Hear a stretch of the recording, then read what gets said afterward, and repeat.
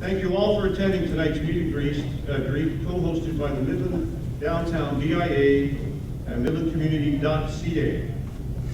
My name is Roy Ellis, and it's my pleasure to open the meeting and review with you tonight's agenda. Before I do, I want to take a brief moment and address why we've sponsored such a high level of community engagement around Election 214. It's really simple. Midland matters, you matter, community engagement matters, and your vote matters. For those who weren't in attendance last night, I think it's fair to say that all 350 guests were treated to a very uplifting evening when we heard from 13 passionate candidates about their ideas and their dreams for Midland. You know, we're fortunate here in Midland to have 27 candidates who have stepped up in the hopes to serve you this election year. 5 for mayor and 5 for deputy mayor, and a total of 17 candidates for wards 1, 2, and 3. And that makes us very proud.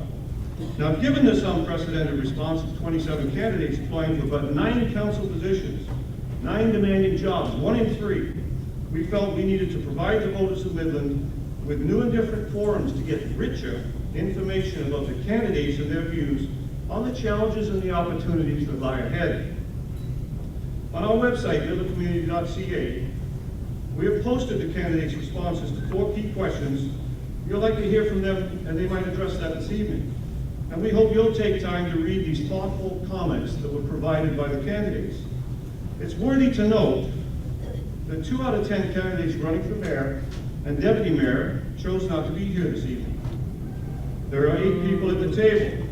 Former Mayor Jim Downer and longtime Councilor Bob Jeffrey, both running for key leadership positions in Midland on council, have made a personal choice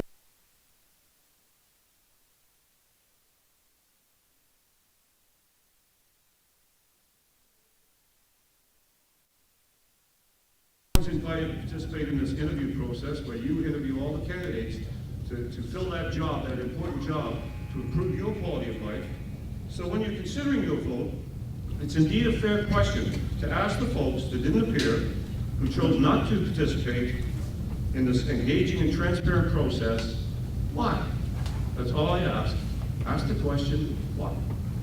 With this as a backdrop, we truly appreciate all the candidates who stand before you tonight, and on behalf of the audience, thank you for attending and being here.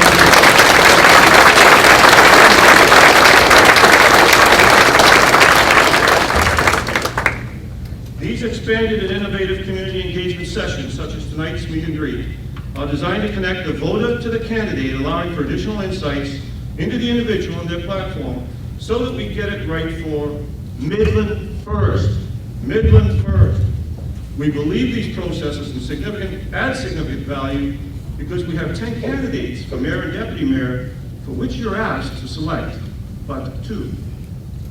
We're hoping this heightened engagement with the people of Midland will lead to increased voter participation and turnout at the polls and assist us in putting the best team on the ice to get Midland back to work. Let's get to tonight's agenda. Shortly, I'll be turning the podium over to Miss Lois Lipton on my left, who will facilitate the candidates' opening and closing remarks, as well as the question and answer session. Lois is extremely active in our community, working tirelessly with the Georgia Bay General Hospital Foundation, and with the team charged with igniting our 276 cultural assets through the flawless execution of our cultural plan. Thank you, Lois, for stepping up for Midland once again.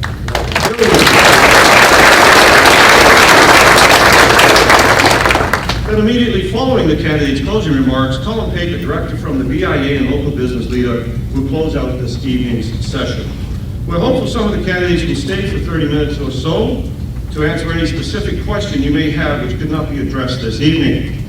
Before hearing from the candidates, I want to say out loud that we've asked all candidates to keep their remarks on topic and to be respectful. We'd appreciate everyone in the audience to provide this same courtesy. Ms. Lipton has complete authority to ask the candidates to summarize their thoughts in a timely manner, to caution candidates regarding inappropriate comments on their behavior, and this guidance applies to members of the audience as well. We'd much appreciate it. So what follows now is a brief explanation of tonight's format. Now, this is really, really simple. Trust me. Through the moderator Lois, Candidates will be asked to provide opening remarks limited to 2 minutes each, focused on who they are and what they believe matters most to the people of Midland. Following which, Lois will ask each candidate questions previously submitted or provided upon arrival this evening. If a question appears to be of a personal nature or is somewhat repetitive and or only affects a small part of our population, it likely won't be addressed tonight. We apologize for the time limitations. During the question and answer period, we ask all candidates to please keep their responses to 1 minute or less. The question and answer process will be different from last night for those, I can see some faces who were here last night, because we have more time as a result of fewer candidates. As you know, it was 13 last night, we've got 8 tonight. Tonight, Lois will direct the first question of the evening to the candidates for mayor, beginning with Mr. Stefan Cram, immediately standing up there, so now you all know who he is. Seated on your far left and on my far right. All 4 candidates for mayor will be asked to respond to the same question. We will then direct the second question to all candidates running for deputy mayor, beginning with Mike Ross on my left.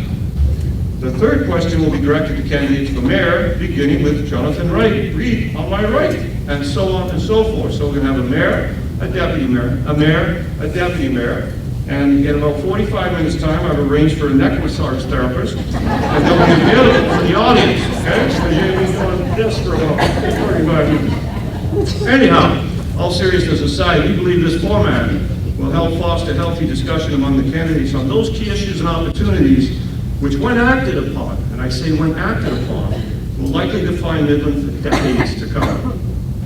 We've also changed the time allotted to candidates for their closing remarks. Please listen in, candidates, we do apologize.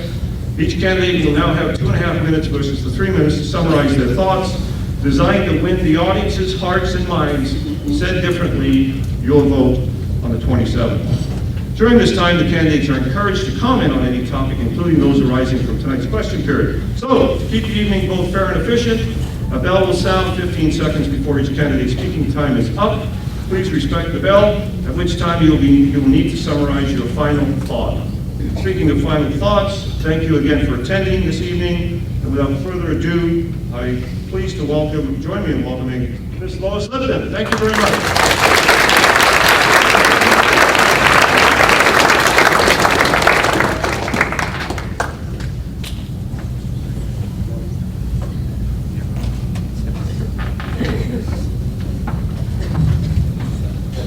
Thank you. And welcome to those that were here last night. Welcome back. To those that are newcomers that we're seeing here, glad you can make it. So we have a full night and let's get at it. I just have a couple of requests and Roy has made one of them. And I have that of our panel as well as indeed of some of our audience. Let's be professional. Let's be respectful. Let's stay focused on the issues and the questions being asked. So candidates, let's show them what you've got. Let's start with the 2-minute opening remarks. We will start on my left with the deputy mayors, and I'll ask Mike Ross for his comments first. Please, Mike. Oh, thank you. I would like to thank the Midland BIA and the MidlandCommunity.ca for hosting us here tonight. I want to wish my fellow candidates all the best. And I had the pleasure of attending last night's debate, and we have some wonderful people running for the town of Midland. Hello, my name is Mike Ross, and I'm running for deputy mayor in the great town of Midland. I'm married to my wife Sharon, and I have 2 wonderful kids, Liam and Andy. Having represented the people of Midland as your Ward 2 councillor for the last 4 years, I've proven that I'm an independent thinker, not afraid of making the difficult decisions. I have listened, worked hard, and represented the people of Midland honestly. I've always been fiscally responsible, passionate, and have proven track record for asking the difficult questions. I have always kept Midland's best interest at heart. I feel I've been a great asset to the people of Midland. Midland is lacking good paying quality jobs. Our population's lack of growth reflects this. We need to attract business by making them aware of the qualified staff available in our community. Invite entrepreneurs by outlining the services and supports that are available in our area. We need to build more attractive employment opportunities for our residents. We want our children to stay and be part of our growth. As many of you are aware, I was the only council member to vote against the Uniman land purchase. As I always thought that this project was a great opportunity for Midland, however, I believed that land development should be left to the private sector. With that said, now that this decision to purchase the land has been made by the majority of council, I will do everything in my power to make this a successful project. This proves that I don't live in the past. I don't hold a grudge. I'm a team player. I will work hard for the people of Midland. Mike Ross is the right choice at the right time. On October 27th, please vote Mike Ross for Deputy Mayor. Thank you.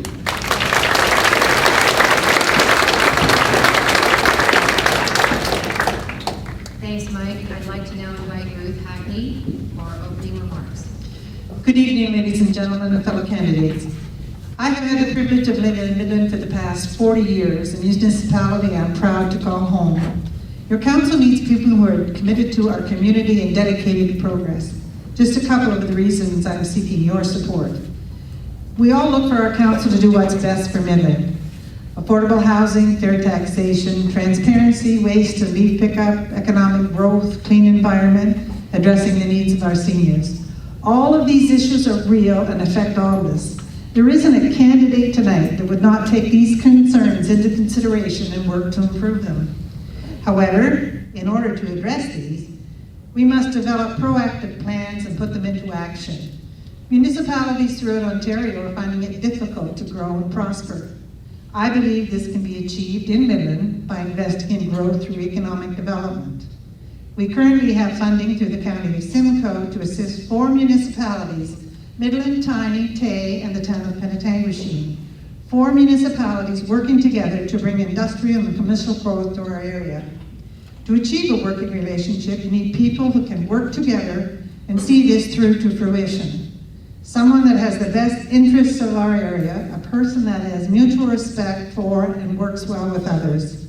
My priority would be to create and foster a climate of partnership with our neighbors. The purchase of the waterfront property opens up an opportunity to attract new business and showcase our area. We are less than 2 hours from the GTA. Let's capitalize on this close proximity. I see this land as a theme destination, one that utilizes our assets, operating year-round. We have an opportunity to attract people from all walks of life, which would assist us in bringing employment and stability to Midland. The future of local jobs is ours to create. Thank you.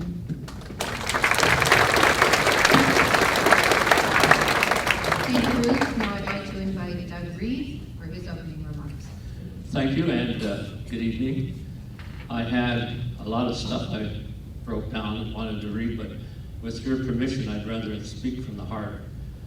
I first came here in 1942 when my parents had a cottage not far from here, and we wintered here right up until the fall of '59, and the cottage was sold. And fortunately, I was lucky to be hired by the late Bruce Armstrong and John McCullough to do the morning show on CKNP. And one of the reasons I got the job is because I could pronounce the local names. It was Forja versus Forget. It was Harvey Benoit versus Benoit. I have not only been in broadcasting, but I was associated with both the Midland Free Press and the Times as their managing editor.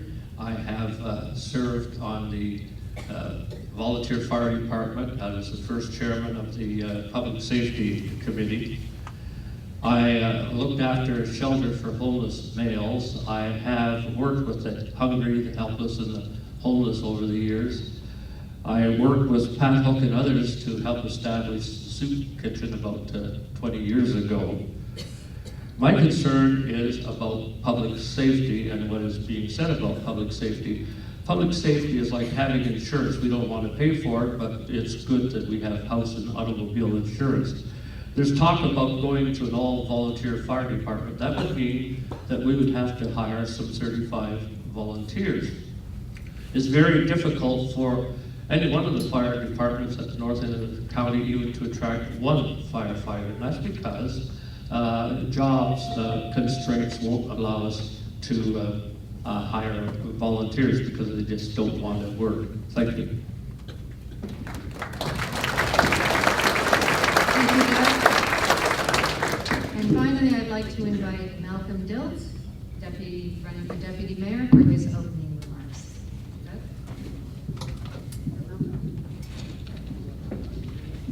Got our cord all hung up here, sorry about that. With your permission, I appreciate those who stood, but I would rather remain seated. If everybody can see, is there a problem? Anyone have a problem? Okay, thank you very much. I'm new to Midland. I don't have the luxury of being able to say that I've been here for 30 or 40 years. On the other hand, along with that, I can bring the experience of other areas, other parts of the province with me. I grew up in a town that is almost a sister city, almost a mirror of Midland. It went through many of the same things Midland's going through now a number of years ago. It had to find a way to make a major transition. The economy dipped, the industries left, and they're left trying to find a new way of moving forward. And Midland has to do that. We have to rely on ourselves, just like in the beginning when Midland was founded. It wasn't founded by outside interest, it was founded by inside interest. And we need to get back to that. We need to find a way to build this city up, this town up, ourselves.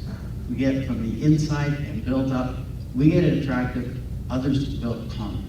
Like that old movie, if you build it, they will come. We build a good base, we get a stable community, we get a stable council, we get stable entrepreneurship going, and others will come. That's how they came before. They didn't come because we had nothing.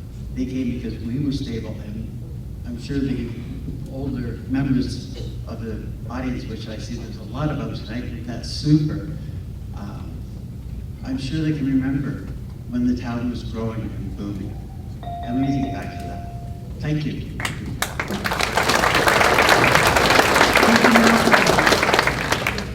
I'd like to start on my far right now with the candidates running for mayor, and we will start with Stefan Kramp. 2 minutes opening remarks, please, Stefan.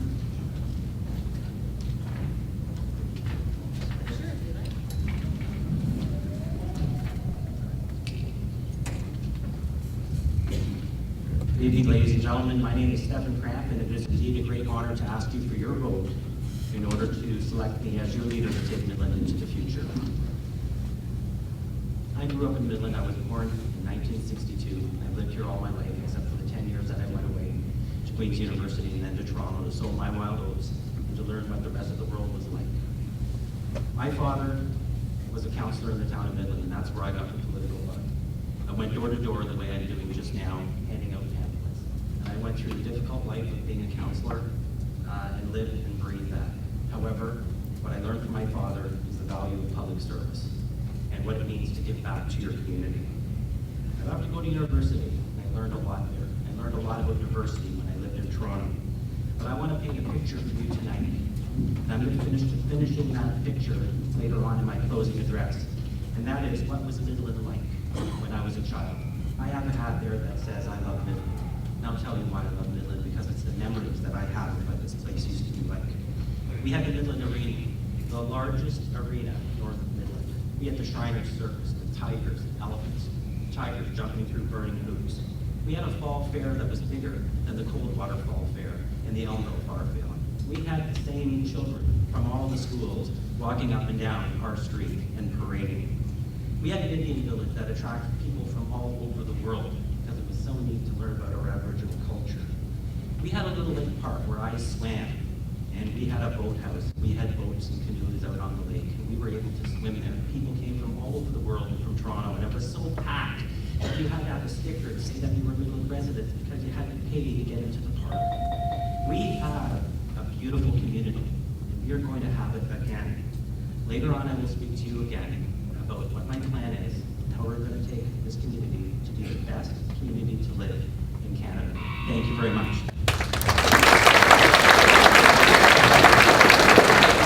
Thank you, Stefan. Next, I'd like to welcome Jonathan Reed.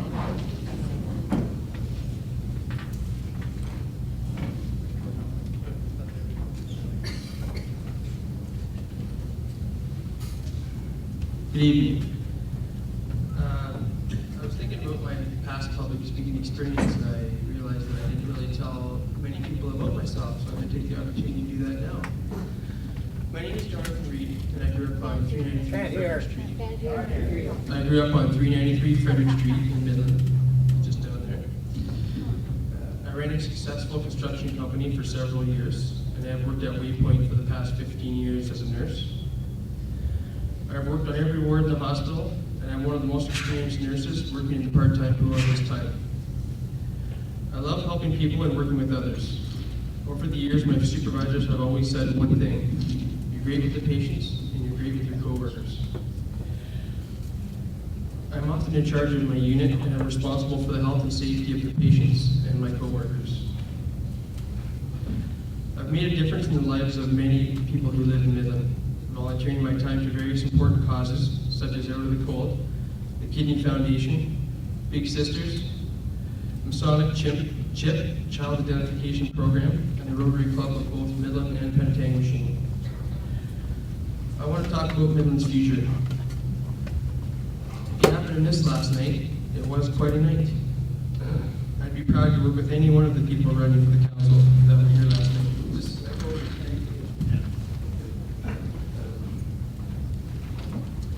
There were some really talented people here last night. Some from our existing council, like Councillor File and Kenny, who are intelligent and non-partial, and even through the last 4 years on council, have been trying to say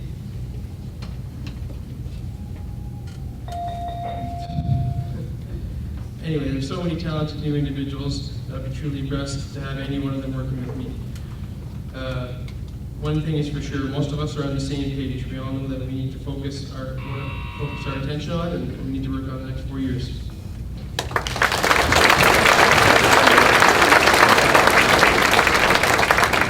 Thank you so much, Jonathan. Next, I'd like to welcome Sid Hutchinson. We appreciate if you use the microphones along the table, but if you do feel the need to come up here, that's fine too. Testing. Just wanted to make sure. Yeah, my name is Sid Hutchinson. I'm an engineer. I have been in the construction trades for 50 years. I still work today. I was born in 1946 in this town right on Queen Street, along with 16 brothers and sisters. My father was born in 1882, and he was 63 years old when I was born. And I still have a younger brother. He was 73.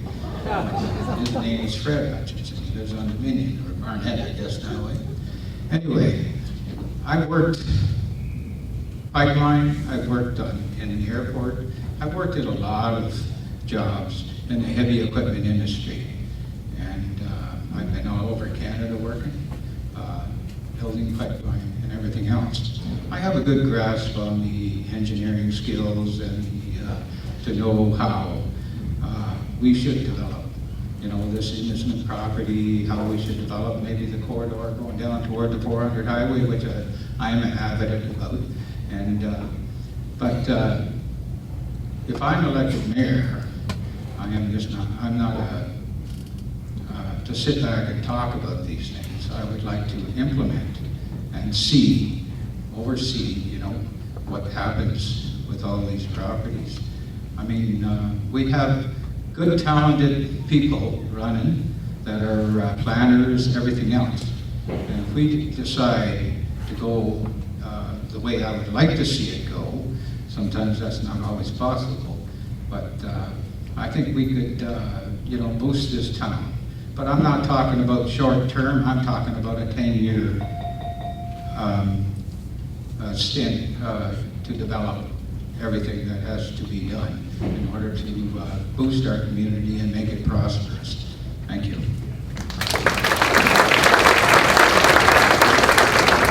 Thank you, Sid. And finally, I'd like to welcome Gord McKay for his opening remarks. Thank you, Lois. Good evening, ladies and gentlemen. My name is Gordon McKay, and I've had the privilege of being your mayor for 4 years. So I'm using my opening remarks here to go and take a look at what we have accomplished. With vision and with the hard work of council, over these last 4 years, we've put in some very impressive foundational pieces. We We kept our tax rate at 1.2% for 4 years in a row. We have built the Economic Development Corporation of North Simcoe, the platform on which we are going to find those jobs.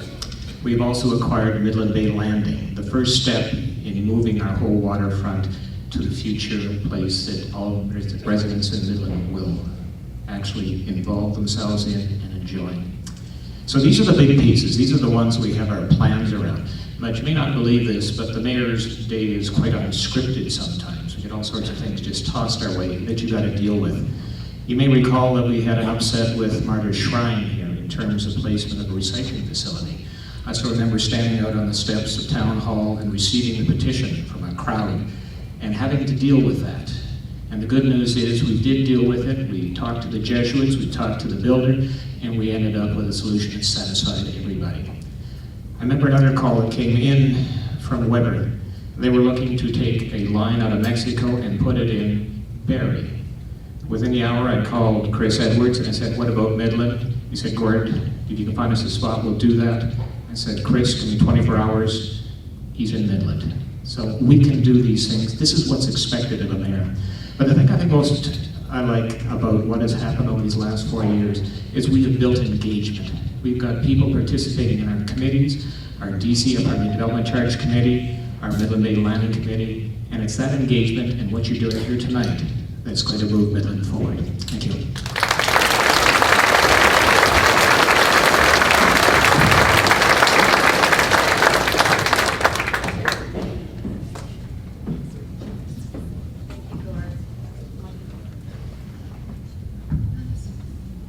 Thank you, Gord. Sorry, they stole my glasses.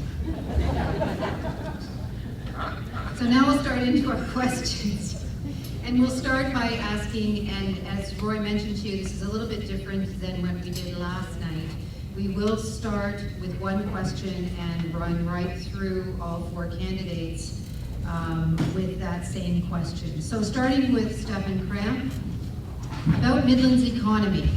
Which business sectors are needed to revitalize and enhance Midland's economy? And how can Midland reach and attract them?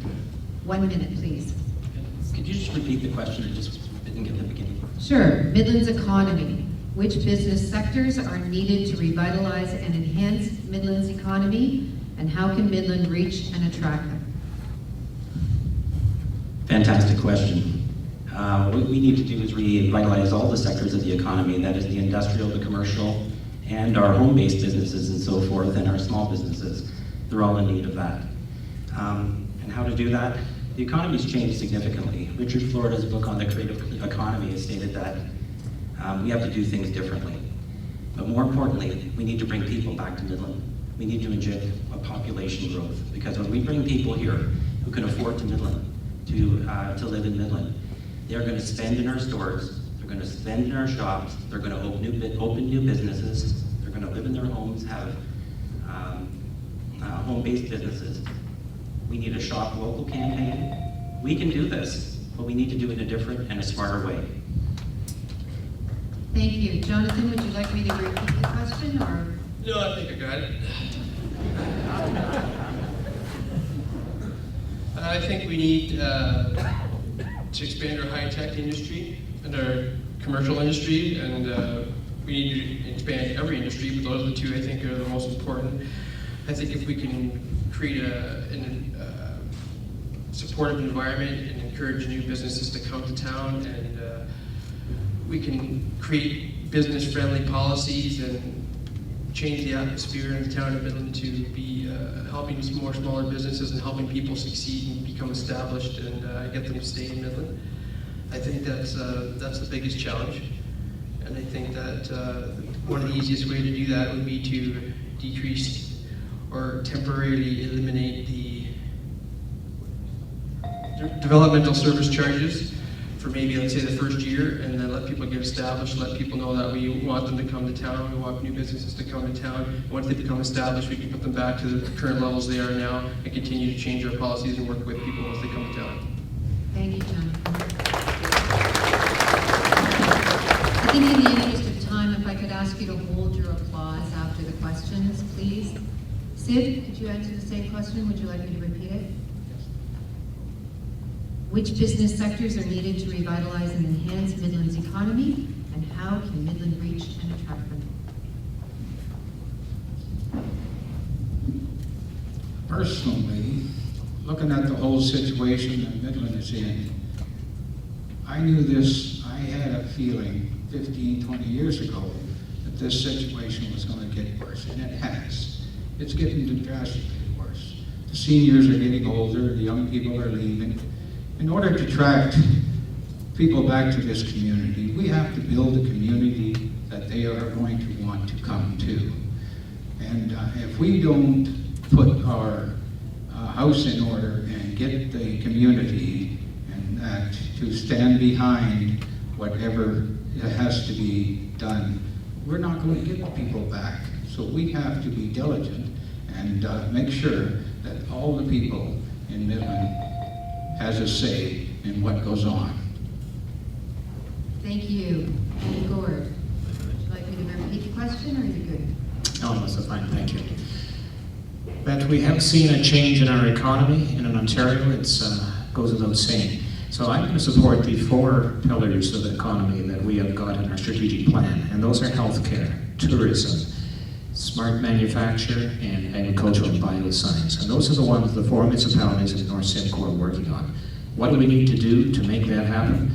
There's a whole bunch of things, but there's 2 things that I think are key. One is attitude. When you come into town hall and you ask about starting a business, you want hustle, you want response, you want to get rid of the red tape. The other one is the platform. We've not had an EDO in the past, and therefore when I come in, I can quickly get lost in the maze. So we've built that, we're now ready. Thank you. We'll move over to the deputy mayors now, starting with Mike Ross, and go down the panel. This is about providing services. Some people say that you have to reduce services in order to reduce costs, yet there are other municipalities in Ontario providing high-quality services at lower costs than Midland. Can Midland reduce its operating costs and still provide high-quality services? If so, how? And if not, why not? Mike? Can we start with Mike, please? Thank you. As I mentioned in my opening remarks, the biggest issue with Midland is the lack of growth. The growth for Midland has stayed the same since I was a boy. And if we were to able to have more growth, more business, more money coming into the community, we wouldn't have to increase our taxes. We would be able to offer the services that we have without a tax increase due to the fact that we have new money, new people coming into our community. Unfortunately, Midland has been burdened with infrastructure, other things. We need to fix our roads, but we have no new money coming into our community. So the people that are sitting in this room and all our members of the community, because we have had no growth, are picking up the bills. We all know that our cost of living has gone up, everything else. So do I feel that we could keep the service? Yes, but we need to work on growing the town to bring new money into the city. Thank you. Thanks, Mike. If you could pass the microphone to Ruth. Would you like me to repeat the question? Some people say that you have to reduce services in order to reduce costs, yet that there are other municipalities providing high-quality services at lower costs than Midland.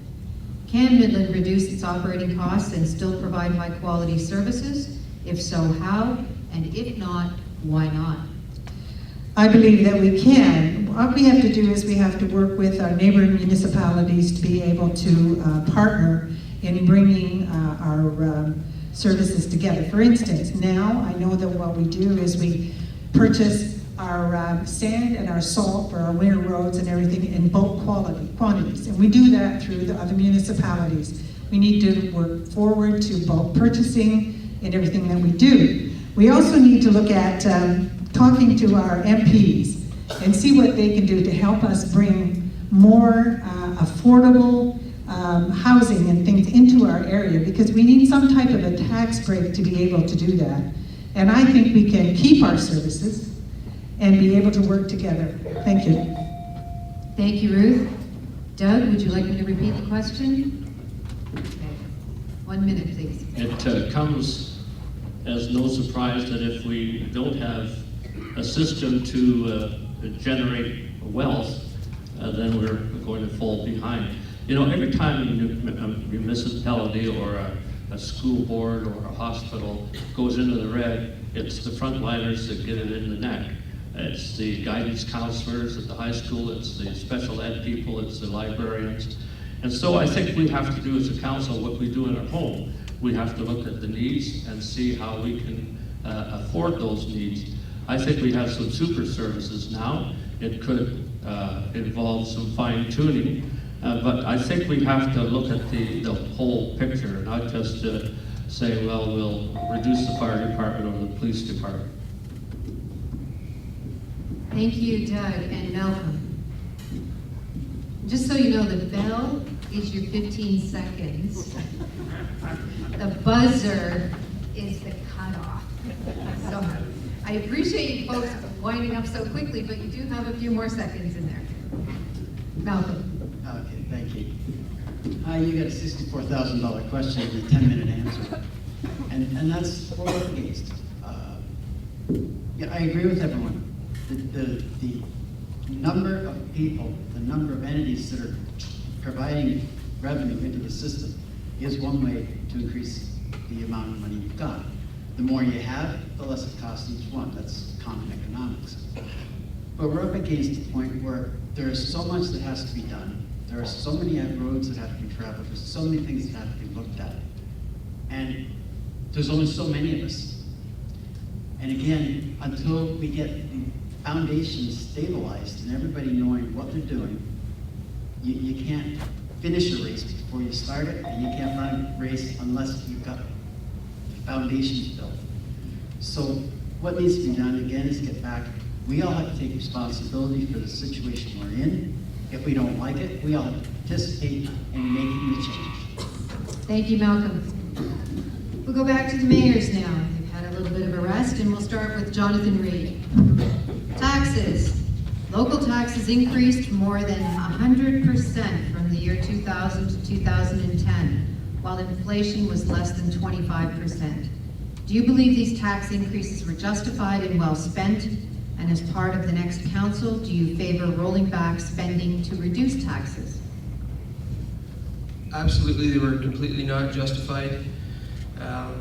Since the year 2000, pretty much our population has been stagnant. We've been around 16,500, 17,000, but yet our town employee rates have increased roughly by 39%.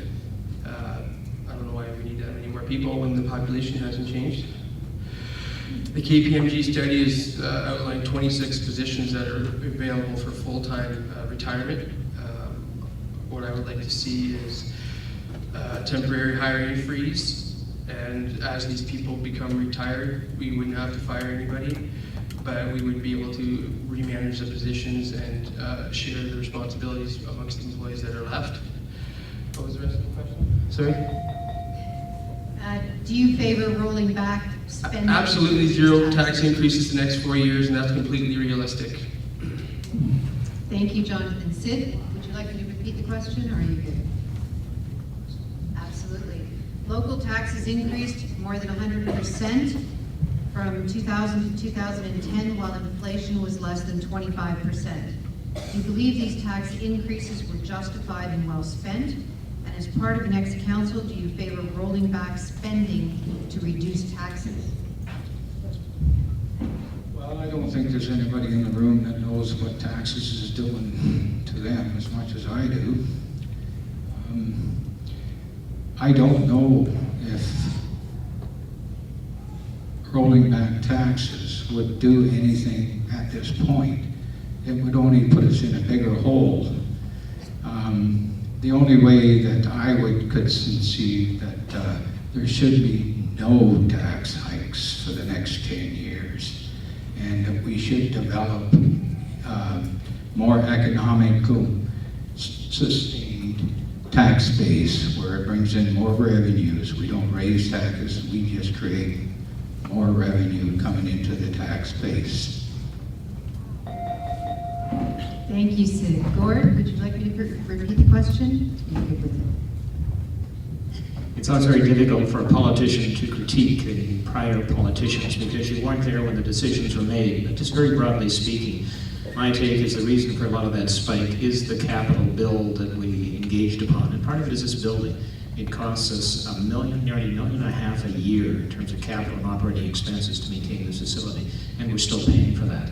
In terms of rolling back taxes, I prefer to put the cart in front of the horse in this one. It's all about cost control. We're doing a lot of things here inefficiently, and as we gain control of that, and I'll point to our operations, I'll point to our MPUC integration, I'll point to some of our uniform services. As we deal with that, we'll see the taxes come down. Thank you. And Stefan, if you'd like to answer that question as well, please.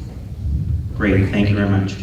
Many of you have heard of the KPMG report, and KPMG clearly identified that we're a high-tax, low-income community. And what did they say? Midland is in the death zone, and if you stay there, you will die. Have you seen it? Have you felt it? Yes. Now, in terms of, we will keep spending frozen, no new spending. And then what we need to do is we need to get to Midland back with some new taxes and new revenues. We will do this by getting Midland back to work. And by taking the new revenue that we get in, by getting people back to work, we will take that money and reduce your taxes so that Midland will become more competitive with the communities that we're competing against. How are we going to get that new growth? It's the toolkit that I'm proposing that will get that new revenue and to get us to the promised land. Thank you so much. So we'll move back to the deputy mayor candidates, starting with Ruth Hackney. The question is on leadership. How does your role as deputy mayor differ from that of other council members? Thank you very much. Our role differs because we support the mayor in his position. If for some reason he's unable to attend certain functions, we would step in and do whatever was necessary at that point. We're also a county council member, and as part of the mayor and yourself, you get to have votes at county council. Then you have to know what all the policies and everything are, because county council is quite a bit different than Midland, because you're looking after all of the county. You're dealing with 32 other councillors that you have to take into consideration. So you have to look at what's best for all of the county, keeping in mind that you are there for Midland as well. And you are there to support your mayor and your town. So that's basically why you have a mayor and a deputy mayor. Thank you. Thank you, Ruth. Doug, Reed, would you like me to repeat the question? No thanks. No thanks. Back in '79, when I was elected to council, one of the first things I did on my way to a council meeting, I would see somebody out raking the leaves, and I'd stop and say, listen, there's an item on the agenda, and I'm confused. I wonder if you could help me. And I think that's what we should be doing as a councillor, as a council member, as a deputy reeve, as a mayor. I agree. I'm using the old phrase, deputy reeve. It's important that we get the feedback from the community. None of us have the divine right of kings. We're there because you folks put us there. We're working for you. As a matter of fact, tonight this is a job interview. So it's important that we around the council table work together. It's important that we work with our staff together. And it's important that we definitely work with you together. Thank you, Doug. Malcolm?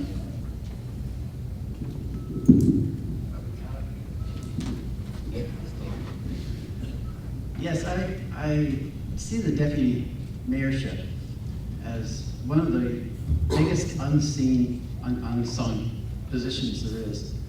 You're there to pull up the slack, to, as Ruth said, to fill in when the mayor can't. So you are as much a face of Midland as the mayor is, but you do it quietly.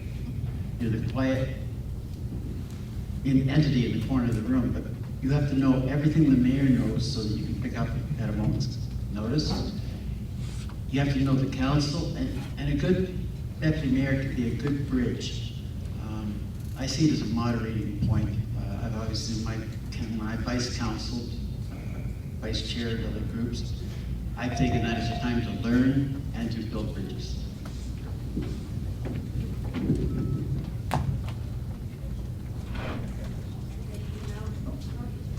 Thank you, Malcolm. And Mike, if you'd like to answer that question as well, would you like me to repeat it? How does your role as deputy mayor differ from that of other council members? Well, I just spent 4 years on council, and I definitely know that the role of deputy mayor is quite different. You have to bring your leadership and relationship skills forward. Mike Ross, I have great leadership skills. I build wonderful relationships. Anyone who's met me realizes that I'm going to take my relationship building leadership and bring that to the county council. I must say though, that the deputy mayor, along with the mayor and all council members, have one vote. We're all equal when we're sitting at that table. So as much as we are leaders, we still have to be independent thinkers and do what is best for Midland. So I believe that it goes both ways, but as your deputy mayor, I believe you have to show those leadership skills, and I will be happy and proud to represent Midland as your deputy mayor. Thank you. Thank you, Mike. If you could pass the microphone back down on this side of the table and the mayor's to Sid. We will start with Sid Hutchinson answering the next question about Midland Bay Landing. Is this a once-in-a-lifetime opportunity or a liability for the town? Do you see the area being a mixed-use development with commercial, residential, and recreational uses, or do you envision it as one big park and open space? How will the cost of buying, developing, and maintaining it be paid for? Did you catch all that? That's a tough. I think we can have our cake and eat it too. I think if it's developed as a commercial unit to bring in revenue, develop part of it parkland with the boardwalks, and develop it in such a way that the revenues. My proposal is to build docks out into the bay and have bigger ships come in. Take their heritage park, because nobody uses that park. Very, very few. Who wants to walk up and down a hill all day? I mean, this park is just sitting there doing nothing. It is prime property.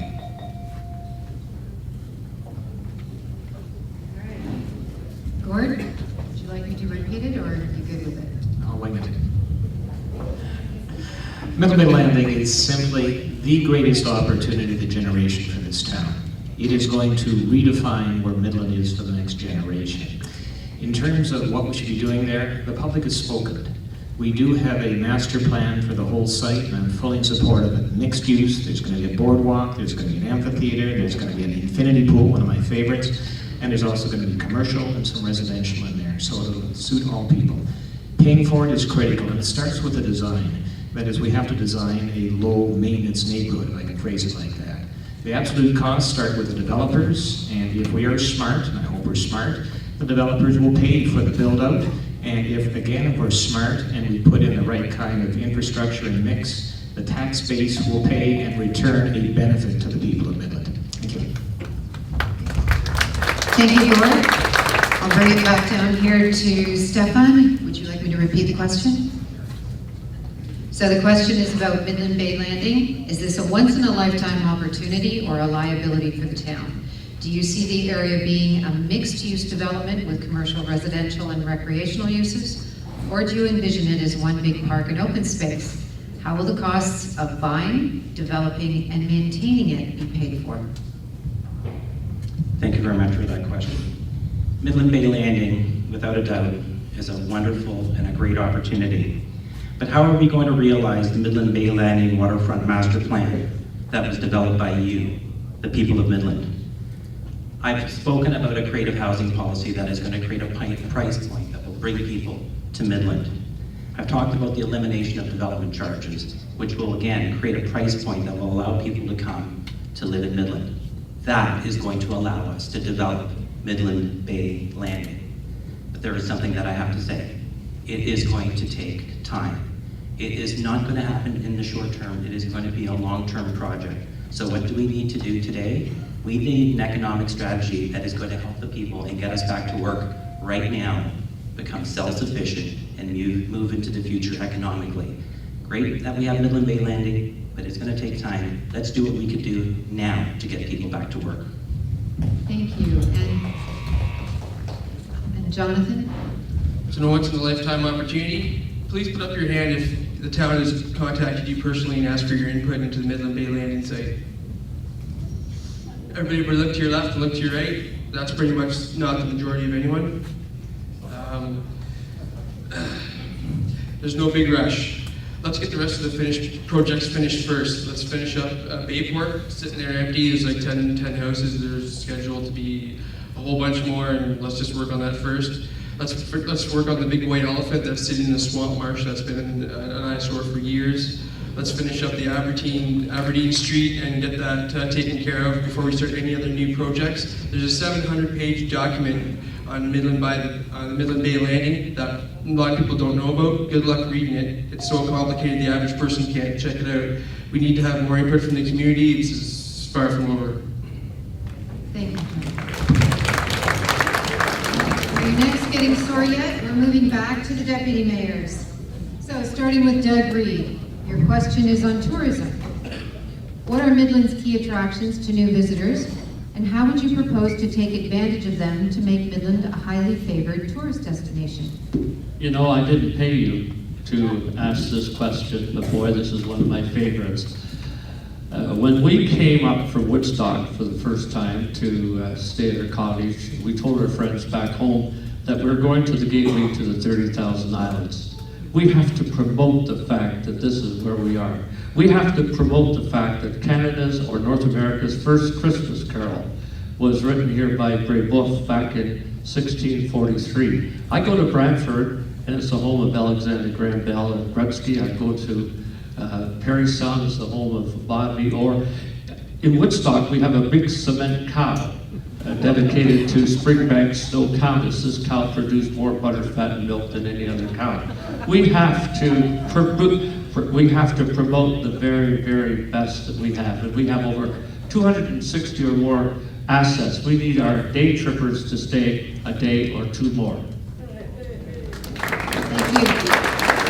Could you pass the microphone to Malcolm? Would you like me to repeat the question? Yes.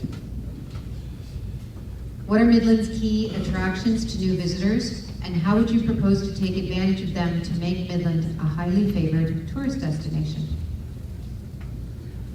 I think Midland, I have to go along with Doug, Midland already is a highly favored tourist attraction. When I told anybody I was coming up here, the first thing they said was, I was there with a kid. You know, we camped there, we cottaged there. So it's out there, but people forgot they're not coming anymore. And with the cost of travel that it is, the kind of the falling dollar, people are going to be ready to come back to Canada, to come back to doing their vacations and their traveling and their sightseeing here in Canada. And Midland has got such diversified landscape and things to see and places to go that Midland can be the absolute hub from. Taking it one step further, this should be a base to move out from. Come into Midland and you spend 2 or 3 days and moving out. In the wintertime, we've got the trails. You can spend a week skidoing on the trails. I've got a son thinking of coming over from Ireland to do just that. So, yeah, promotion. Thank you. And Mike, would you like me to repeat the question? The question is, what are Midland's key attractions to new visitors, and how would you propose to take advantage of them to make Midland a highly favored tourist destination? Thank you. Midland has some wonderful attractions. How many people have traveled? You meet people, especially in Ontario, you say where you're from. Every Catholic has been to the Martyr Shrine. I have yet to meet anybody who hasn't. We need to do more to, once they get there, come and see Midland, come enjoy. We have one of the same issues that many other communities. My position takes me around the world, around the province. I'm in 50 different communities every month. You go to Niagara Falls, they have the same issue. How long do you think people stay in Niagara Falls for? The average stay is 1 hour. We need to do more to get the people that come to see our attractions, the Martyr Shrine. They get on the boat to Miss Midland. They get on the, come to the St. Marie. We need to do more to get these people to express and to come and see our town. Once they're here, they'll love it. But we just need to do more to get, to encourage more time in town.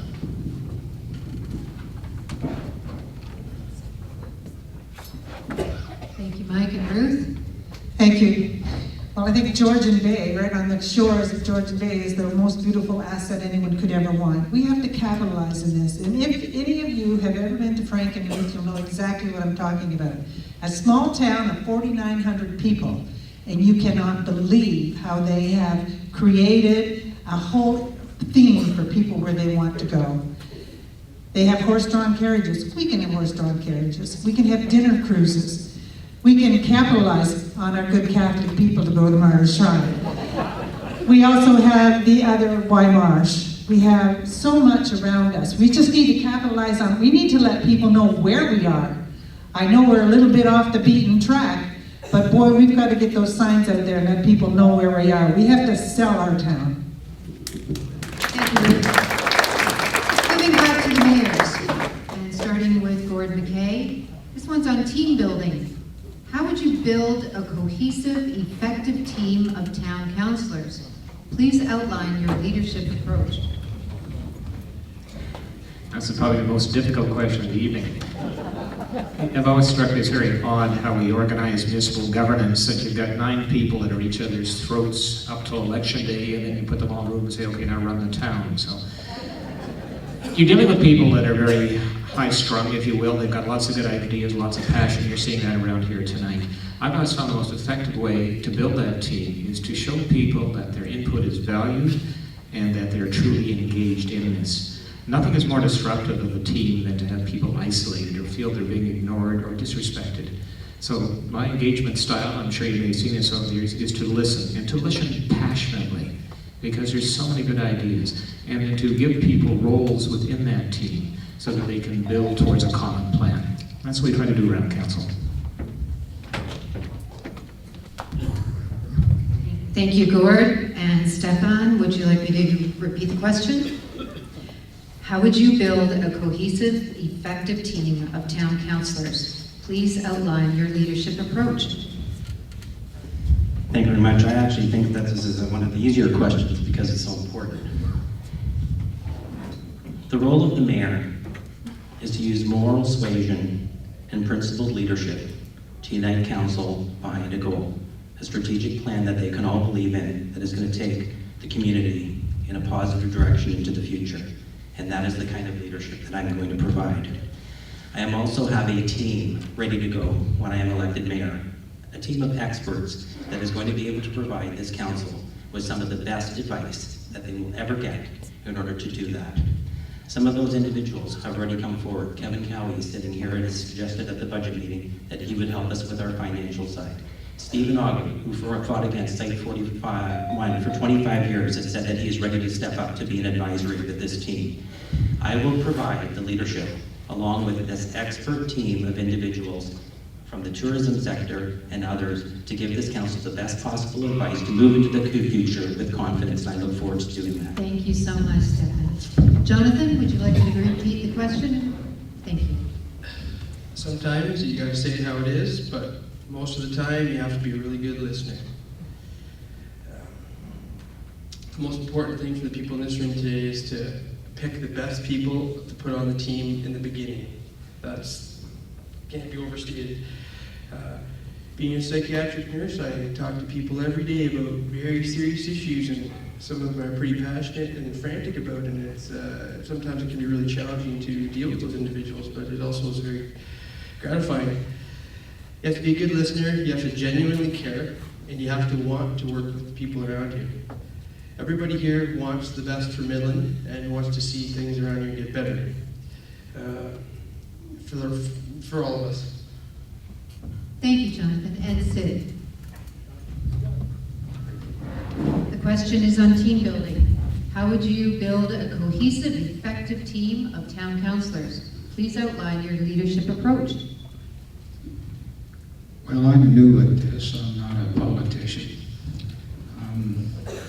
Although I have been a super and had a lot of people under me, a cohesive team will be more willing to discuss and to pick the best possible scenario pertaining to the problem and go with that. And I think they're going to have to listen to the people that voted them in and find out exactly what they want.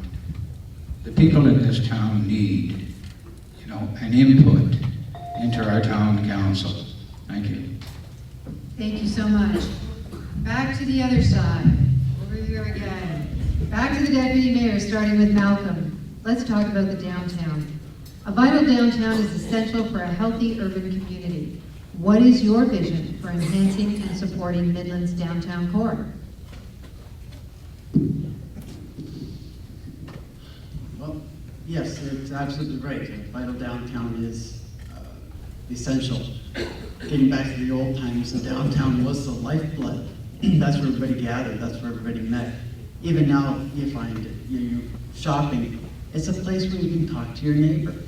So you start with getting good businesses. Right now, unfortunately, there's a lot of empty spaces downtown, but that can change. New ideas, new business functions, to get those places filled back up. So that needs to be prime one, getting those empty buildings with people back in them. Not only businesses, but customers, getting the customers back in. Downtown's not as convenient as going out to the mall, we all know that. You go to the mall, you got no parking, no pays, no hassles. Downtown, you've got restrictions. But if we look at downtown as an old meeting place, the place where we go to meet everyone and get what we need and enjoy it, we can revitalize it. Thank you, Malcolm, and just because I'm getting lazy, you can just pass it to Doug. No, we'll pass it to Doug. No, we'll pass it to Doug. I get to change things up. It's a woman's prerogative, and it's my job. I'm married to one, so I know. This past summer, the Pearl Mist came in twice, and frankly, I was somewhat disappointed because on the cruises that we've taken, wherever we go, there are the indigenous people there welcoming the ship, and they will be dressed in costume, they'll be playing their music, they'll be selling their crafts. And so I understand that next year there may be a second shipping company coming in. And so we have to capitalize on that. I had a friend from Midland who was on that ship, and he said, I can't wait until I come into Midland. And when he got here, he was really disappointed. So I think it's up to us to make visitors on board those ships extremely welcome. Thank you, Doug. And Ruth. Thank you very much. Well, I think I've already said this about bringing a theme destination downtown to the Uniman lands is going to be something that's really going to help vitalize our downtown. We need to have more street festivals. It would be nice if we could have one every weekend, just as fantastic as the Butter Tart Festival was. And the other thing, and this is going to shock a lot of you, let's remove the parking meters so that people want to come down to shop. Thank you. Thank you, Ruth. And Mike. Thank you. The current council has already started to revitalize our downtown. We've hired someone to do a downtown master plan, which will be starting in the winter and progressing into the spring and summer. So we've started. We've also started with some wonderful events. In my time on council 4 years, we have the lovely lady who started the Butter Tart Festivals in the ground tonight. The world's best Butter Tart Festival was spectacular here in town. We have the Art Walk. We have many other things that are happening. A Girls' Weekend coming up in November.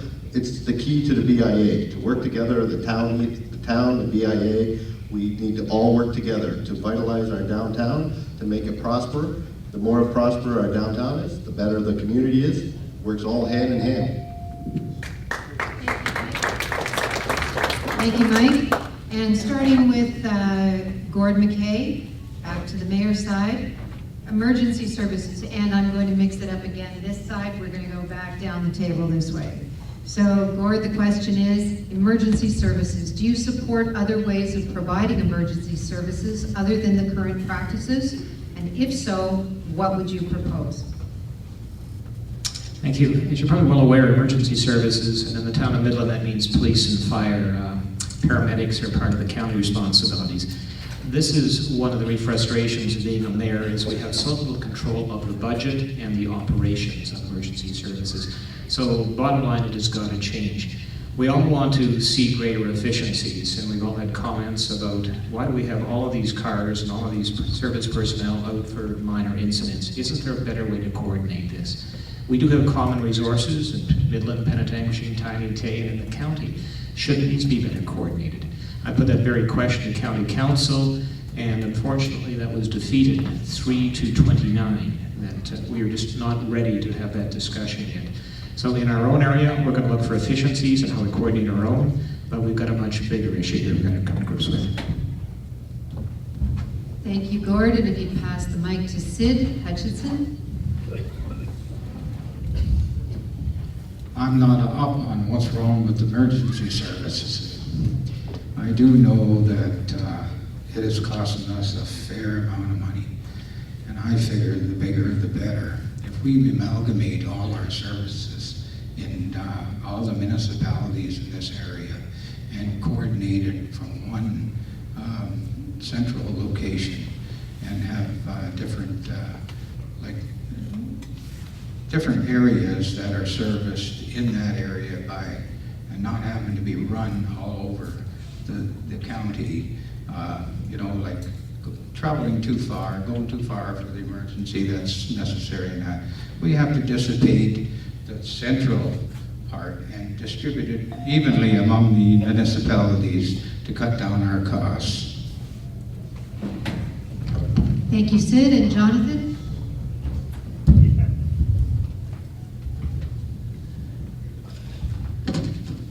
Council is responsible for making the most important decisions for the town. Like in a lot of other areas in the town, sometimes a lot of people feel like the tail is wagging the dog. I think that is kind of how it goes with our emergency services. KPMG has outlined that roughly switching to OPP would save $750,000 a year. Since then, the OPP has adjusted the pricing structure to be more like, say, $1.5 million a year. The other thing is, we pay more for our fire department in Midland than the city of Toronto does per person. I think we need to look at some different service delivery method models. We need to at least explore them. Spending's gotten so crazy. We need to really take a look at things again. It's just gotten nuts.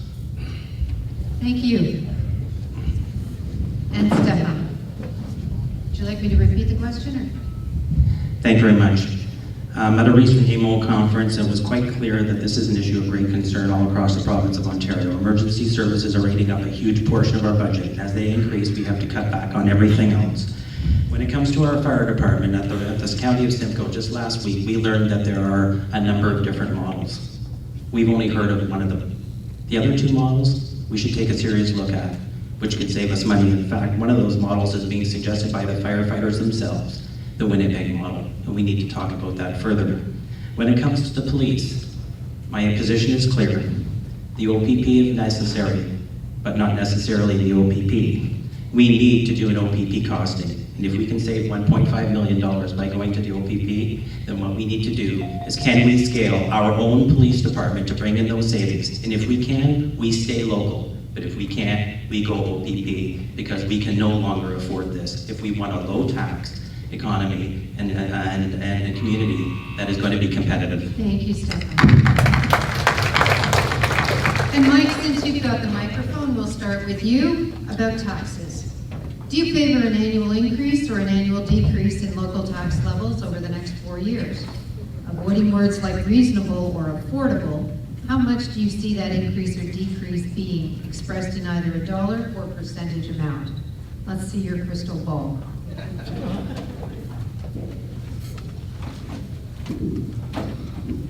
Thank you. I can't imagine anybody standing up here and saying they would like to increase taxes. I believe that we need to stay the course of fiscal responsibility. The current council, the 4 years that I've sat on council, taxes have raised by approximately 7%. We're 0.5% below inflation. It was a struggle. It was tough to do, but we did it. I believe that we need to stay the course, continue on that. If we can stay to inflation, if we can save some money, more money by switching to OPP, as Stephen Cramp just mentioned, we'll take those opportunities. But I think it's very important when those opportunities come forward that we can save $700,000, that money is not spent. It needs to go towards reducing the tax rate. It's so easy to get, oh, now we have an additional $700,000, let's spend it on something else. So it's very important that when those savings do occur, that we need to put that towards the bottom line. Thank you, Mike. I'm going to pass the microphone to Ruth Hacking. Thank you very much. Well, we all know that we hate that very word taxes, but we also know that if absolutely no one in the town of Midland took a raise, we gave no one a raise, we're still going to have raised some type of tax because our fuel goes up, our insurance goes up, the cost of doing business goes up. So to sit and say that we're not going to have a tax increase for another 4 years, I'd like to know where the money's going to come from to pay for this. So yes, we're going to have a modest type of income tax increase. I can't tell you what that is because I don't have that crystal ball. Thank you. Thanks, Ruth. And Doug? Nor do I.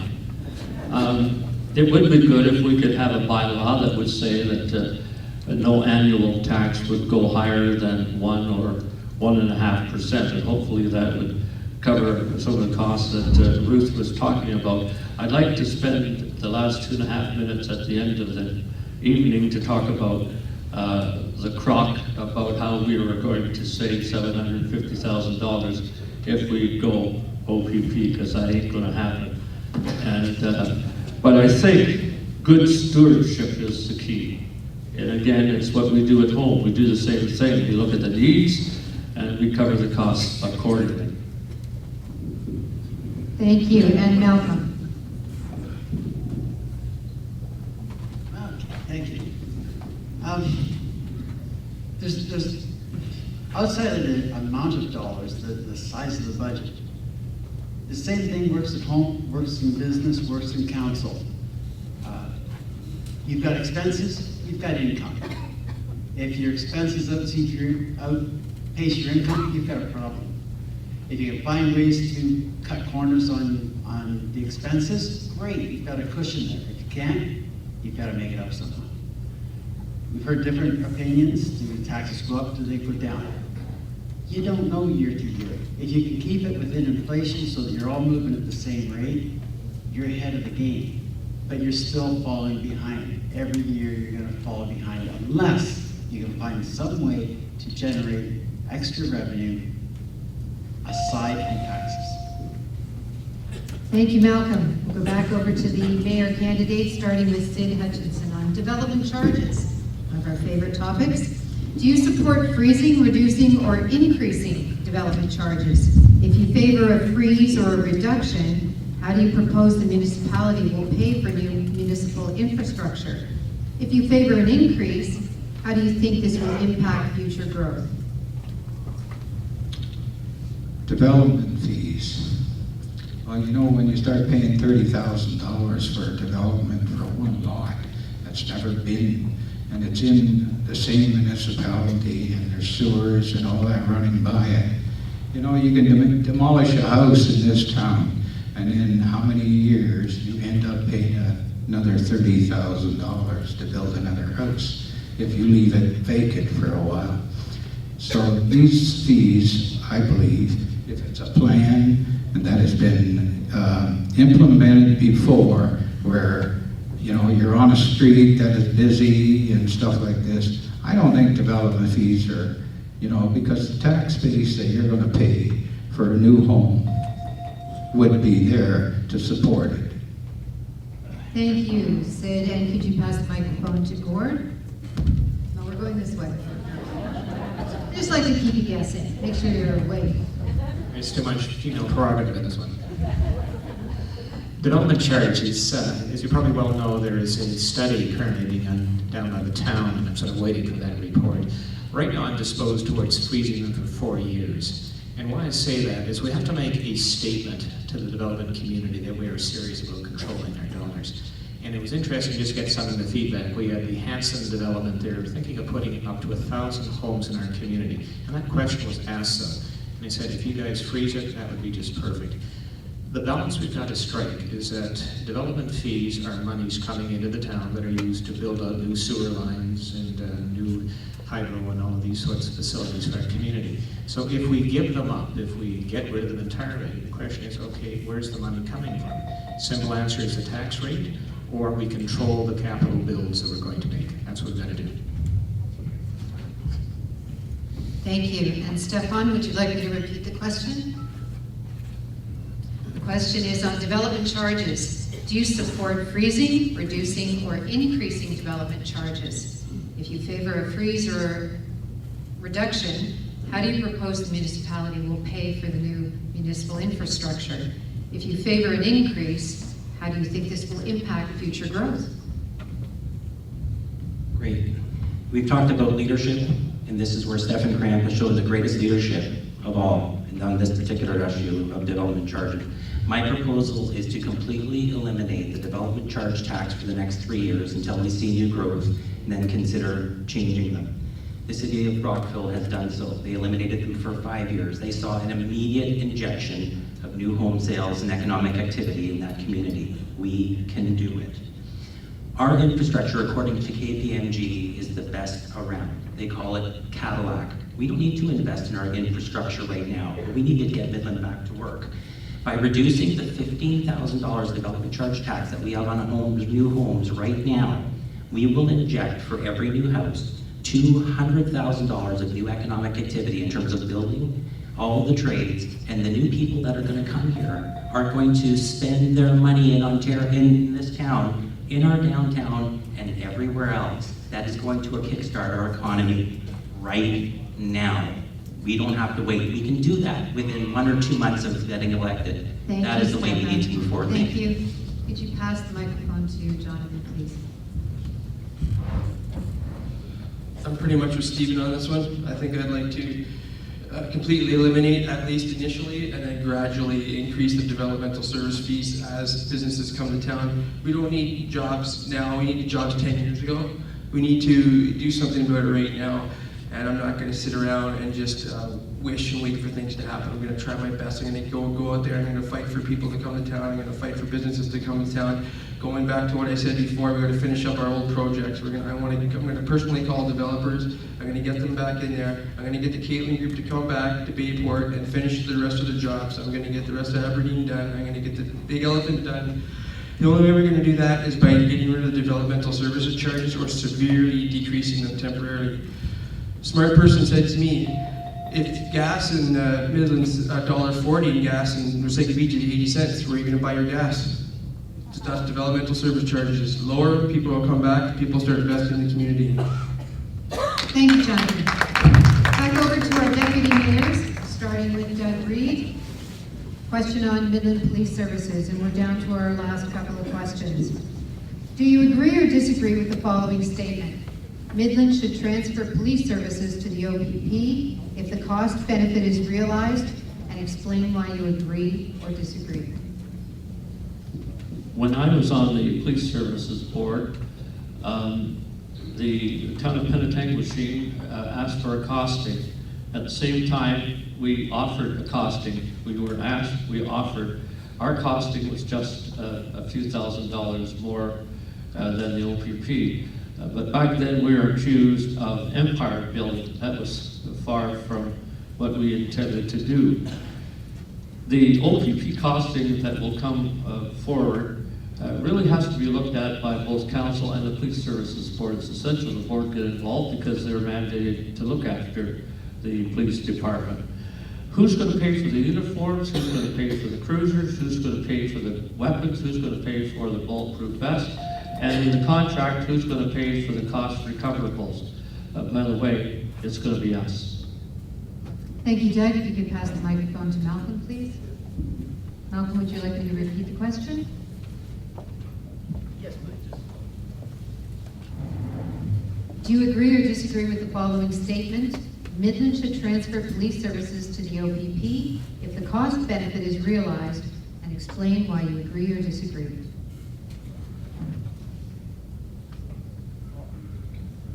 There we go. Initially, quick knee-jerk reaction, disagree.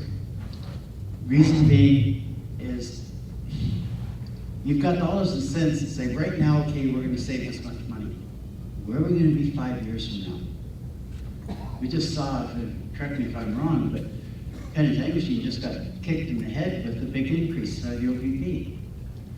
We don't have any control on what happens. That's all controlled by Queen's Park. If they decide to double the price, we're stuck with it. We don't have any control at all. Sure, maybe we have to spend a little bit more here up front, but we have some degree of control. Not as much as we'd like, we've seen that happen, but we have some degree. We have some degree of planning. We're not dependent on what Queen's Park is going to land us with. Could you pass the microphone up to Ruth, please? Ruth, would you like me to repeat the question? Thank you very much. There's nothing wrong with getting a price comparison, but make sure you get a true cost price comparison. Because from what I've heard what happened with Penitentiary Machine, they just added a few $100,000 to our bid without even asking us. We weren't even allowed to explain what our costs would involve. I think we have to be very careful about what we do with our services. We want to attract new business to Midland. The first thing they're going to ask us is, what services do you have in place to protect the investment that we're going to make in your community? Are we going to tell them that we have? Well, we have a couple of OPP that go through once in a while. We have some volunteer fire department here, and if their boss will let them off, you're allowed to go to the fire and put it out. We've got to be very, very careful what we do with our services and how we handle them. They're our services. We have to look after them. Thank you. Thank you, Ruth, and if you could pass the mic to Mike. There you go. Oh, sorry. Do you agree or disagree with the following statement? Midland should transfer police services to the OPP if the cost benefit is realized, and explain why you agree or disagree. Well, I guess I'm the one that started this whole conversation because I was the one that brought this to council, that we should get a pricing from the OPP. So yes, I agree that we should consider it. We need to look and see if there are savings. I understand that there's a minimum of $700,000. We talk about Penetang, volunteer firemen, and an OPP. I don't think anyone in Penetang feels that we're safer than they are. So I believe that if we have the opportunity to switch over, I think it's great.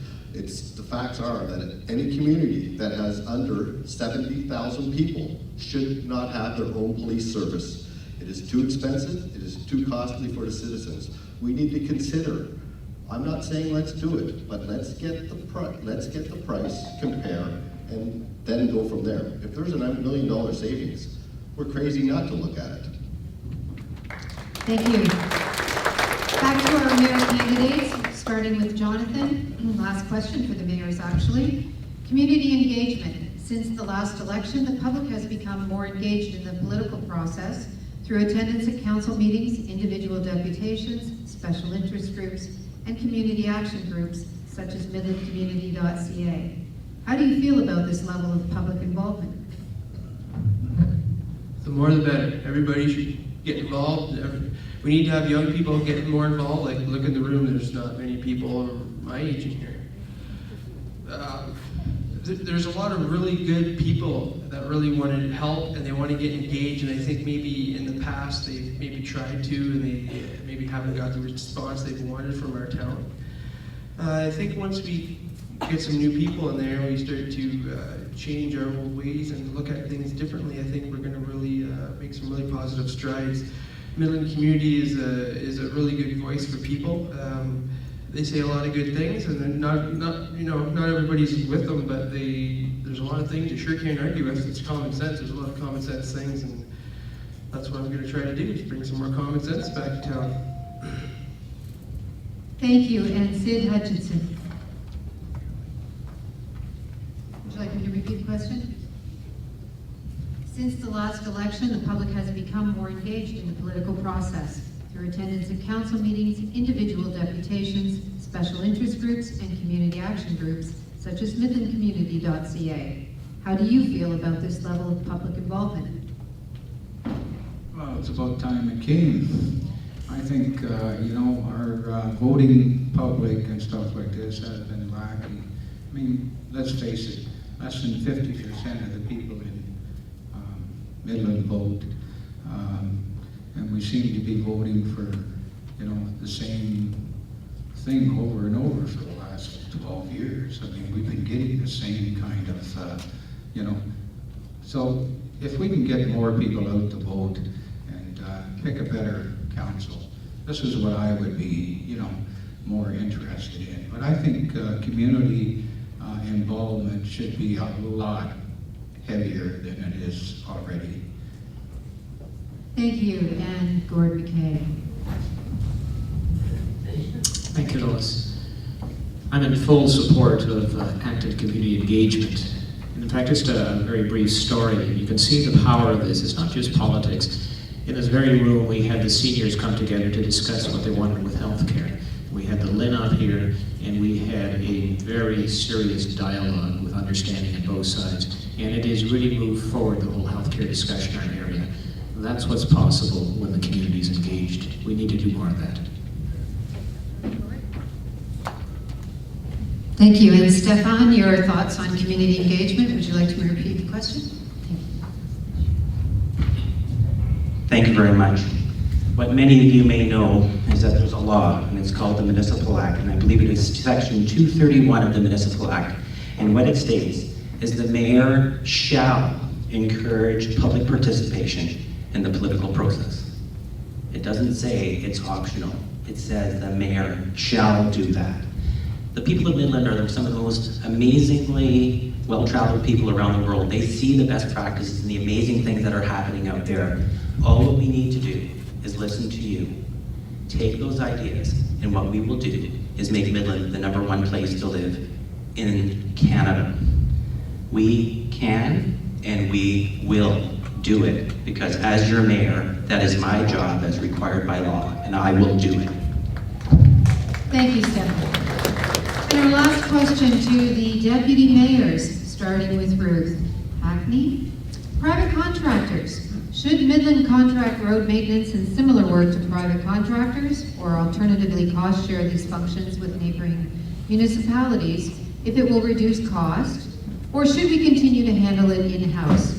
Please expand on your reasons for your choice. Thank you very much. That's a great question. I'm all in favor of partnering with our neighboring municipalities. If there's any way that we can work together to be able to reduce costs, I think it would be very important for all of us.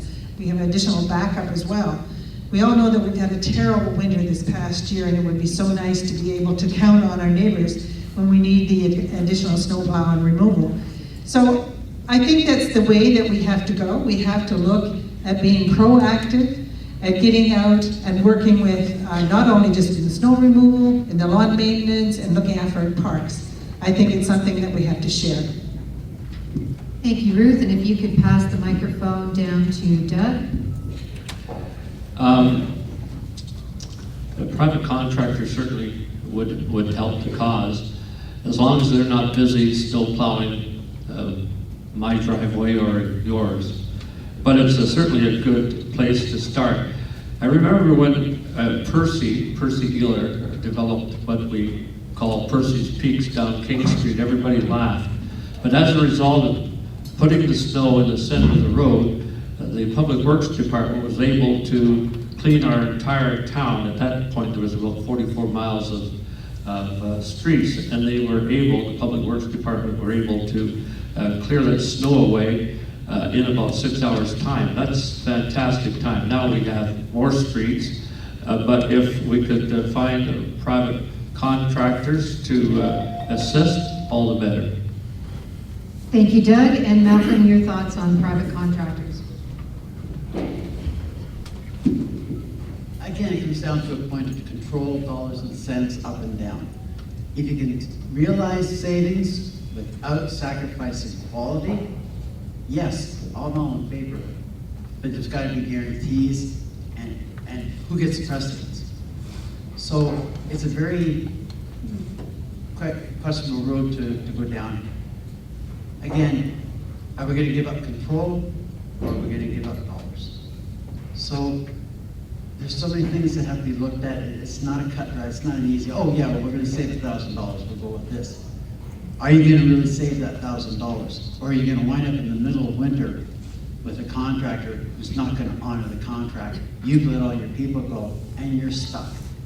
So nothing like this can be taken lightly. It's not just a simple yes/no answer.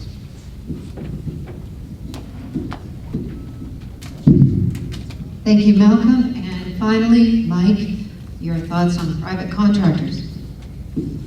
Thank you. I believe there is opportunity to work with our neighboring communities. I had a conversation yesterday morning with a very smart man who represented our community for many years. And he said you have to be very cautious, move very slow. It's going to be very hard to convince our neighbors that we need to work together. So I believe maybe if we could start slowly with a couple of little projects and build to see that we aren't going to be the big bully, as mentioned before, you're trying to build empires. So I believe that yes, there's opportunity to, if we do it the right, slow process.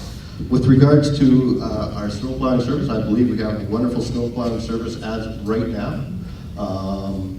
We require it, our citizens ask for it, and I think if we can keep fiscal, I believe there's cost savings that we could have in our own departments that could help keep the service that we have. I would support that.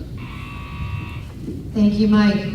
So we're about to go into the closing remarks for our mayor candidates and our deputy mayor candidates, but before we do that, we're going to do something we didn't do last night, and that is a 15-second stretch break, and that doesn't mean go to the washrooms. It means everybody can stand up in their chairs right now, take a big stretch, and then sit back down. Refresh yourselves and get ready to listen, because this is going to be important. Counting down 10, 9, 8, 7, 6, 5, 4, start to sit down, 3, 2, 1. Thank you. Feel better? I saw a few nodding heads there, so I want you to be awake for this. This is the good stuff. All right, so we're going to move into the closing remarks. We're going to start with our deputy mayors.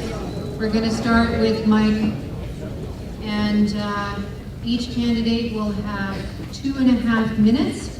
So, Mike Ross, would you please lead us off?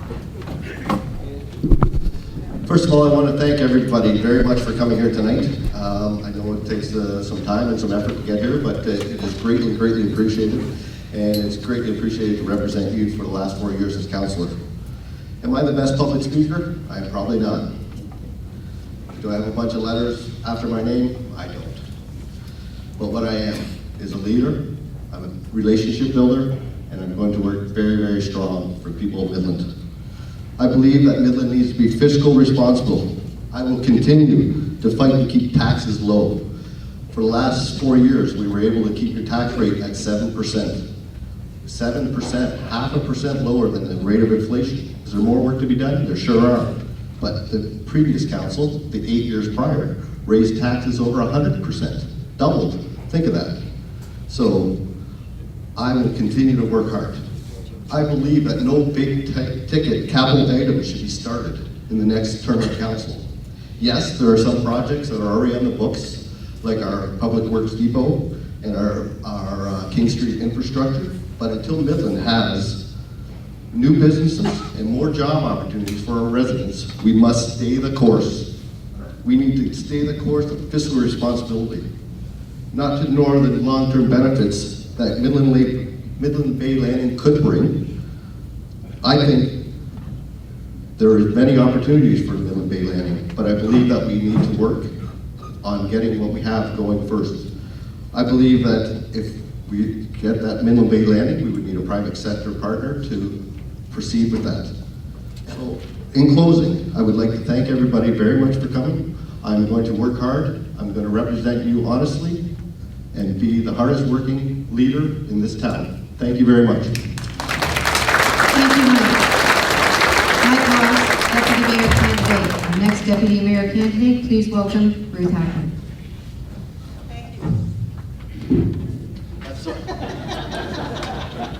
Shut me out already, Mike. I just want to say thank you to everyone for coming. It's so great to see so many people here, and it's great of you to take time out of your day to do this as well. The people you elect become stewards of the town of Midland. Their job is to make sure the town is left in the best possible shape that it can be in when their term of town council is completed. Your local utility, hospital, fire, and police department are all in jeopardy of being lost or replaced. We have heard that our services are too expensive. I urge you to vote for someone who will look at the true cost of these assets and what it would cost to replace them. Do a proper cost analysis before making any decision. We talk about needing jobs for the people of Midland, and yet some believe that these services can be replaced and it won't affect any of us. That's not true. Let's not take a chance on tearing apart what you, the people of Midland, have worked so hard to establish. I believe in respectful communication, open meetings, transparency, and public participation. I have 10 years' experience in municipal politics. I ask for your support by electing me, Ruth Hackney, your Deputy Mayor on October 27th. Thank you. Thank you, Ruth. Next, please welcome Doug Reed for Deputy Mayor. First of all, allow me to thank the organizers of not only tonight's event, but yesterday's as well. At 76 and long retired, someone asked me the other day, why would you like to do it again? And I said it's simple. When I attended Pickering College as a teenager, we used to once a week repeat the Athenian youth oath, and that was an oath that Roman teenagers made 2,000 years ago, that in essence they said, and they were committed to making their community bigger, better, and more beautiful. And my lovely wife Nell and I had the opportunity to go to Ephesus this past May and stand right on that hallowed ground where those young people made that pledge. And I pledge to you that I will work awfully hard on your behalf to make our community, not my community, our community bigger, better, and more beautiful. Thank you. Thank you, Doug. And the final Deputy Mayor candidate, Malcolm Dills. Again, thank you very much to the organizers and everyone for coming out. This is step one. Each 4 years you get a chance to try and make your vision known for the next 4 years. You get a chance to elect a new council or to re-elect old council members. Your job is to try to select the best candidate you can, the ones you feel will best represent you, the ones that will put their desires behind your desires. They will try to do what they think would be best for you, and not afraid to be able to ask you when they're not sure. So coming up tonight, getting out and voting, 2 big steps in this long process of becoming and staying more involved in building your community back up to where it should be. Not much I have to say. I've never been long-winded, although some people say I have. When you're chairing a church group, sometimes you can get into be long-winded. We had to do the honors of doing a 360 complete rewrite of our Constitution and operational, and I had the pleasure of vice chairing and sharing during that time.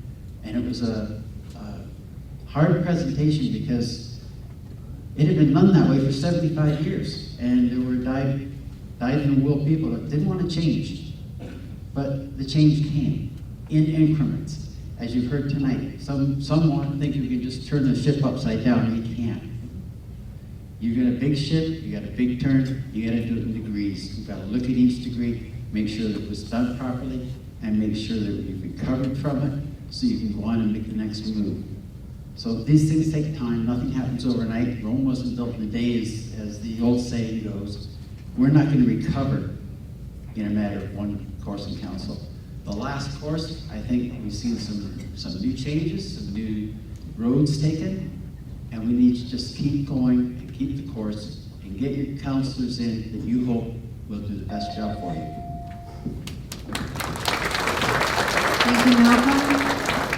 We'll move over to the candidates for mayor, starting with Stephen Cramp. Please give us your closing remarks, Stephen.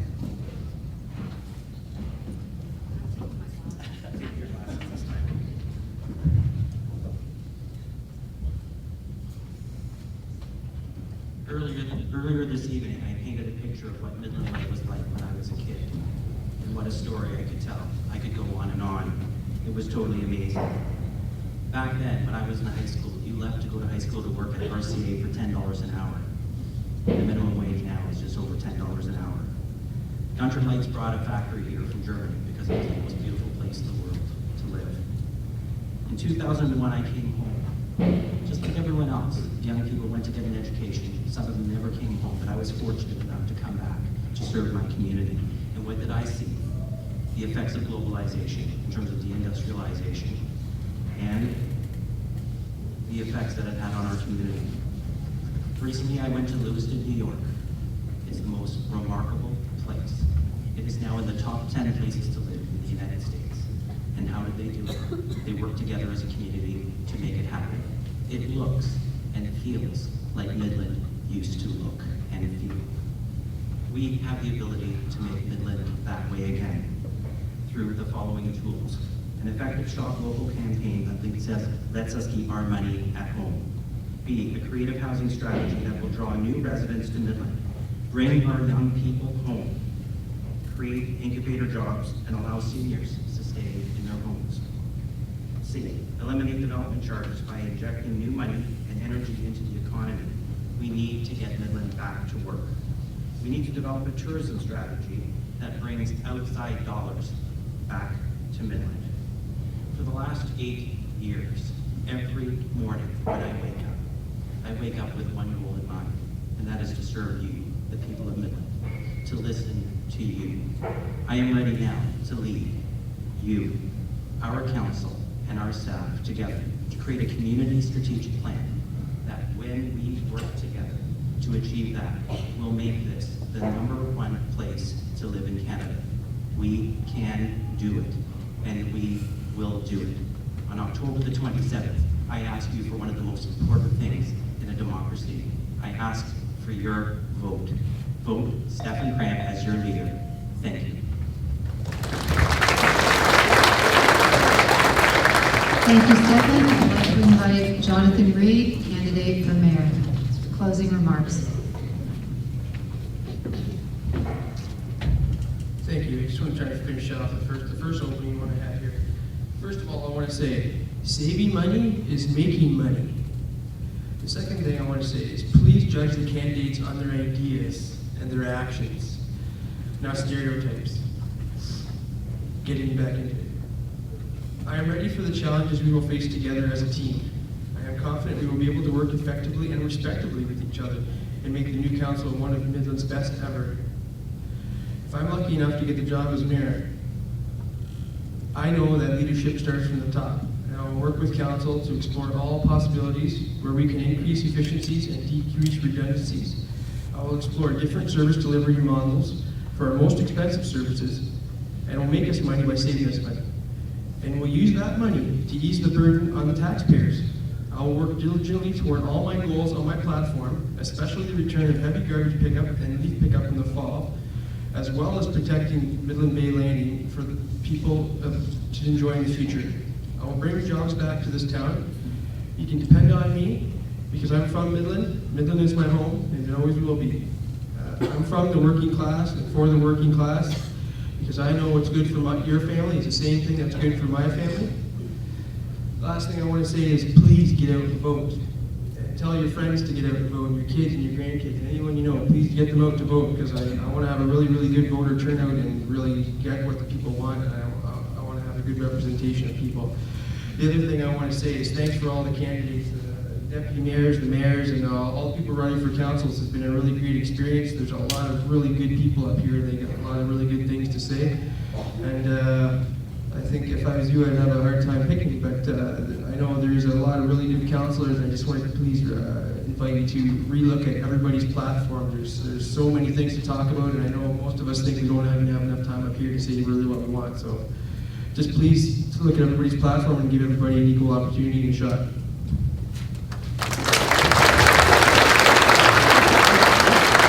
Thank you, Jonathan. And next candidate for mayor is Sid Hutchinson. I don't know where to begin, but I do know that Midland has to put their priorities in order.